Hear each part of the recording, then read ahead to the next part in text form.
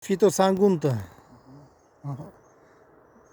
Assalomu alaykum hurmatli fermerlarimiz, chorvador fermerlarimiz. Mana bugun Andijon viloyati Baliqchi tumanida bo'lib turibmiz. Bugun chislamiz 28-sentyabr. Mana bu dehqonimiz Fito kompaniyasini Sagunta navini ekkan ekanlar. Ham don, ham silos yo'nalishida 2-iyulda ekkan ekanlar. Mana bugun xudo xolasa 90 kunlik bo'ldi. Mana ko'rishlaringiz mumkin holatini. Dehqon bittasini ochamiz endi. Oching. Kelmagan o'ziza? Yo'q, begoraman. Mana so'talarimizni holati. Mana hali mana ko'rishlaringiz mumkin. Mana ichlarini ham 80 kunlik bo'pti-da bu. 80 kunlikmi? Bugun 80 kun mana ichida ham.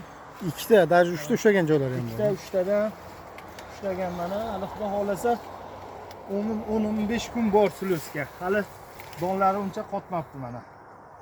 Ko'rishlaringiz mumkin. Bo'yi 4 metr oshiq.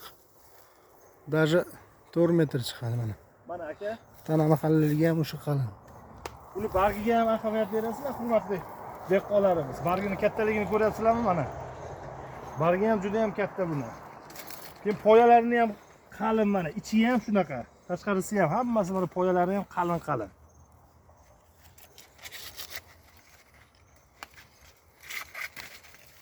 Mana ko'rishingiz mumkin, hamma so'tamiz bir xil standart. Mana. Baraka topsinlar. Xudo xolasa o'rlayotgan kun ham syomka qilamiz.